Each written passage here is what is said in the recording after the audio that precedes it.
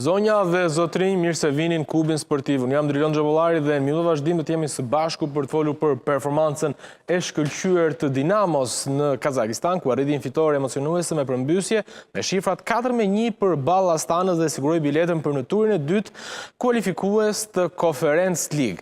Një ndeshje veçanërisht pjesa e dytë e shkëlqyer nga nëndesja e trajneri Daja, i cili edhe njerë tregoi se surprizon në Europë duke arritur rezultate të jashtëzakonshme. Nga ana tjetër, zhgënjen Elbasani, ruleta e penaltive nuk i buzëqesh ekipit Gvozdenovic, të cilët kishin një shans të artë për të siguruar biletën për në turin e dytë të Conference League, por në penaltin e 5 Karica gaboi, duke bërë një gjuajtje skandaloze dhe më pas gjithçka mori kthes tjetër për Baten, e cila realizoi.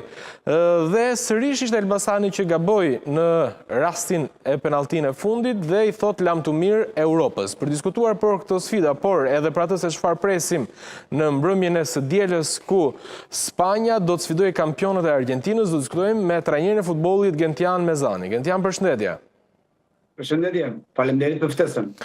Fillimisht ndalim pak tek Dinamo, askush nuk e priste dhe veçanërisht një rezultat të tillë, një humbje në ndeshjen e parë dhe një përmbysje e madhe në Astana në Kazakistan përballë një kundërshtari favorit dhe shumë me histori në kompeticionet europiane. Si e pe këtë ndeshje?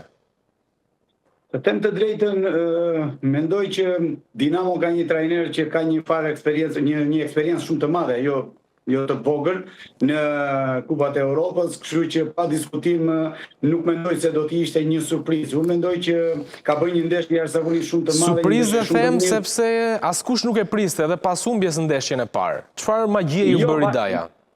Nuk e diskutoj, sepse normalisht një humbje në Shqipëri dhe një fitore jashtë pasandej të bën të mendosh që pa diskutim shanset për kualifikim janë më të vogla, por unë e theksoj, duke pasur një trajner si Daja në pankinë, Dinamo ka një fat shumë të mirë, sepse ka një trajner me eksperiencë në kampionat në Europë, në Kupat e Europës, dhe do të thosha që është gjithmonë ajo surpriza mbas çdo ndeshje që luan Dinamo, ose çdo skuadër që ka qenë, sepse Ilir Daja na ka mësuar dhe në ndeshjet kudo, dhe në Kosovë ku ka qenë, po dhe në Shqipëri përsëri, që ka pasur rezultate mjaft të mira në Europë.